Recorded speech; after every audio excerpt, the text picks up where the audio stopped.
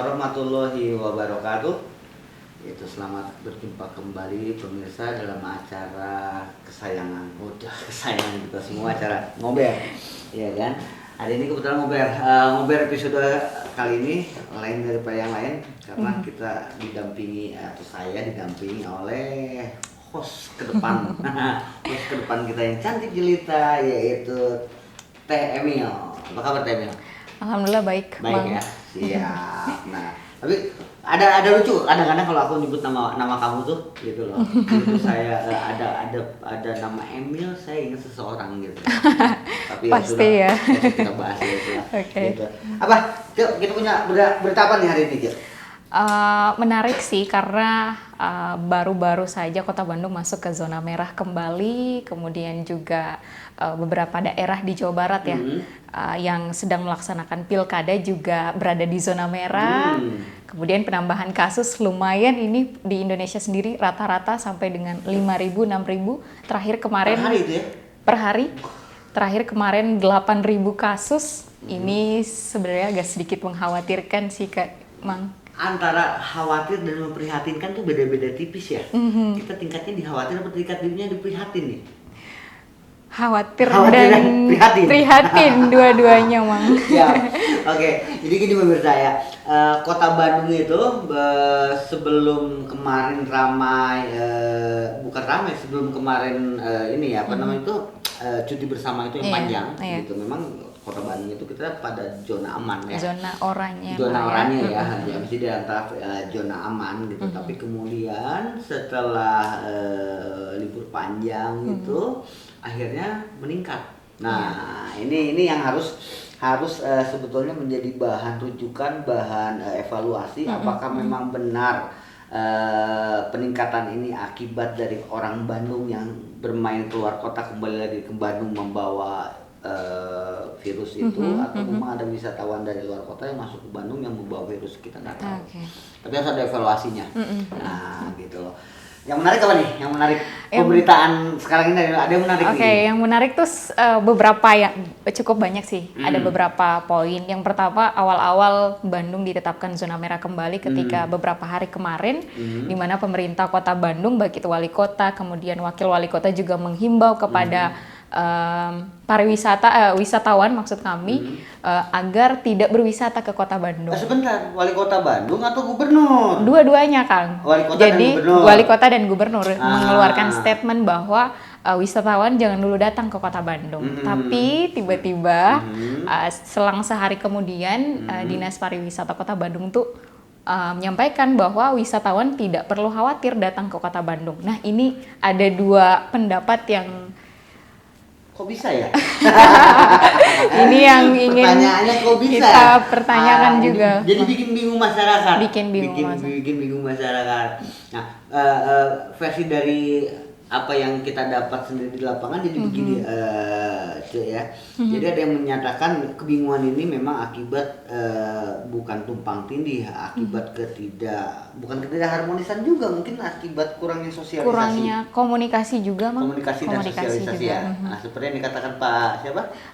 Pak Asep, salah satu pakar kebijakan publik di Universitas Padjadjaran yang mengungkapkan bahwa memang kayaknya komunikasi dan sinkronisasi antara pemerintah kota dan masyarakat juga masih sangat minim terkait dengan baik itu protokol kesehatan, kemudian juga dari pemerintah kota sendiri untuk kedisiplinan juga masih cukup kendor ini kelihatannya. Betul. Jadi kadang-kadang masyarakat dibikin dilema juga ya, Ci, menurut saya nih, temuan saya di lapangan itu memang saya melihat masih banyaknya kerumunan yang seolah-olah dibiarkan. Kemudian juga para satgas COVID ini yang seharusnya mereka itu terus-menerus memberikan himbauan atau kalau perlu mengusir kerumunan itu juga kita lihat juga mengendur, ya kan? Ini yang fakta di lapangan ya. Fakta di lapangan terjadi seperti itu kan, gitu. Jadi bingung, di satu sisi kita menyalahkan kepada budaya masyarakat kita yang notabene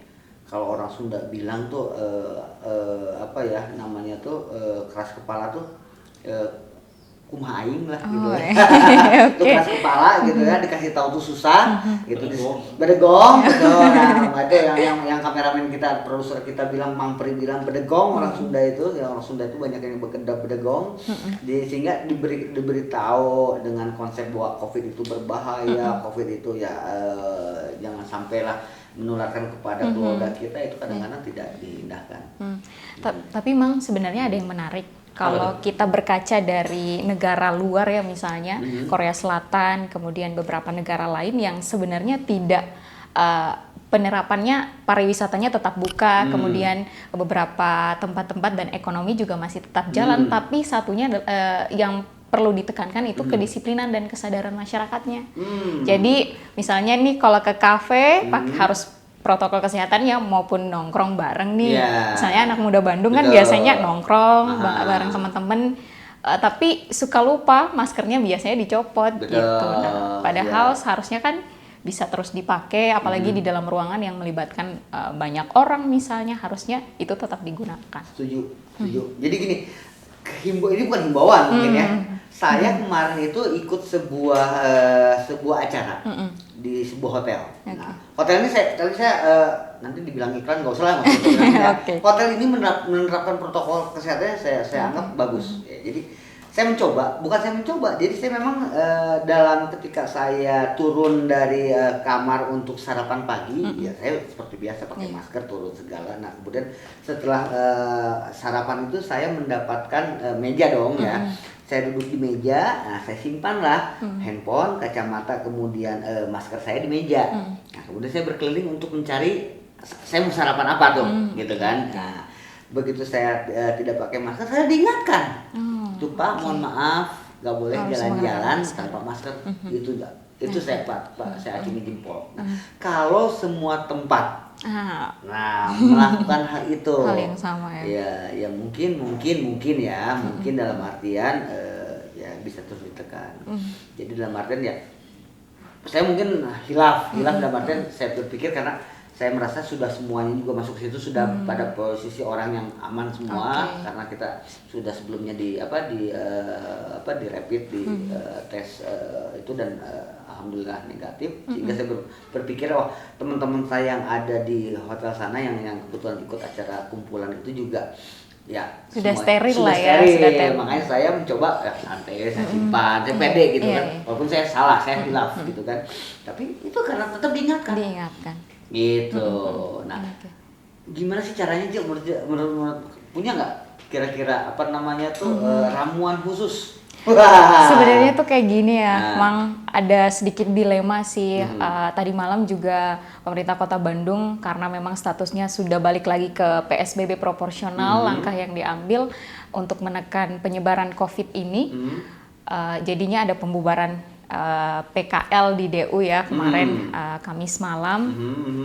Terus juga sempat ngobrol sama PKL di Pati Ukur. Mereka bilang bahwa sebenarnya kalau masalah penerapan protokol kesehatan kami juga sudah menerapkan gitu. Bahkan kami juga mengingatkan kepada pembeli misalnya ataupun kepada masyarakat yang beli, teh ini mau dibawa pulang aja atau misalnya makan di sini atau enggak teh jangan lupa maskernya dikenakan lagi gitu. Jadi saling mengingatkan. Sebenarnya ini satu hal yang positif karena memang di satu sisi pemerintah Kota Bandung sebenarnya tidak boleh juga dilema ya, Mang, ekonomi dan juga kesehatan ini yang kutub yang memang inginnya jalan berbarengan, tapi di satu sisi langkah-langkah yang diambil juga sebenarnya implementasinya di lapangan agak sedikit kurang begitu terkait dengan jadi sebetulnya nggak dilema sih, bisa saja antara ekonomi dan kesehatan itu jalan berbarengan. Kalau memang ya itu ya konsep protokol kesehatan semua dijalankan ya kan? Ya kan nggak ada masalah ekonomi. Nggak ada masalah sebenarnya. Nggak akan terhambat juga toh, ya kan? Orang makan ya ketika mau makan buka masker oke. Tapi ketika makan itu berkumpul ya sekarang yang saya lihat di hampir setiap kafe atau tempat makan itu selang satu itu ada satu orang duduk, ada pasti tanda cross gitu, nggak boleh. Selang lagi satu kan gitu kan. Nah, seandainya itu dijalankan semua sebetulnya clear. Betul nggak? Bagi pengunjung dia benar-benar kemana-mana bawa ya apa sih bawa hand sanitizer yang Benar. kecil begitu kan. Jadi sebelum makan atau setelah makan Iya. kita pakai hand sanitizer, protokol sebenarnya aman-aman aja. Benar. Jadi meningginya kasus COVID di Kota Bandung itu akibat apa? Jadi sebenarnya ketidakdisiplinan, Itu dia. baik itu individunya ataupun sebenarnya kalau kita Ya, pemerintah pemerintahnya kota juga. yang harus lebih gencar lagi terkait dengan komunikasi Betul. kepada masyarakat, edukasinya mengenai kedisiplinan protokol kesehatan, kemudian juga terkait dengan masyarakatnya sendiri. Oh iya, saya butuh nih misalnya ketemu rekan kerja, ya sudah protokol kesehatan harus dipakai, harus Betul. diterapkan dengan Ya. disiplin, artinya Ya, begitu. terutama memang kalau saya melihat masyarakat kita tuh masyarakat yang memang harus selalu Diingatkan. Nah, karena masyarakat kita masyarakat yang harus diingatkan ya di sini ya Satgas dan pemerintah sendiri juga jangan bosan-bosan untuk turun ke lapangan. Jadi jangan hanya sekedar slogan dan semboyan. Oke, sekarang ada apa? Razia. Gitu, hanya 1 minggu melempem lagi. Iya. Ya kan? Iya. Ya benar nggak? Benar. Seperti kan pemberitaan kita kemarin rame. Iya. 2 minggu yang lalu pemberitaan kita rame. Ya kan, wah ada razia masker, Benar. razia segala gitu kan. Sini kan udah nggak ada lagi pemberitaan itu. Gitu. Yang jadi permasalahan apakah pewartanya memang sudah bosan memberitakan itu? Apakah memang tidak ada lagi sosialisasi atau razia masker itu di kerumunan? Benar nggak? Iya sih Mang, terkait dengan itu juga paling penting sebenarnya tuh kalau ingin artinya pemerintah kota juga dilema bahwa wah ekonomi kita, PAD kita menurun pada saat pandemi saat ini. Terus juga seharusnya mereka menciptakan ataupun ada terobosan untuk juga menyediakan solusi-solusi untuk peningkatan PAD dan juga ekonomi tentunya. Ya UMKM pasti terpuruk ya Mang. Saat pandemi seperti juga yang disampaikan oleh kadang PKL baik di Cicadas di beberapa pasar tradisional itu semua terpuruk gitu. Terpuruk karena memang sepi pengunjung, sepi pembeli, masyarakat yang keluar juga sekarang berpikir-pikir banyak yang gitu.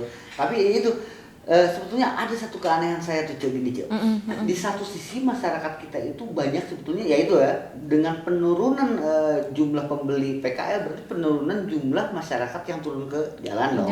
Seharusnya ya gitu. Tapi mengapa menurut hasil dari pemerintah tentang tes COVID sendiri malah terjadi kelonjakan.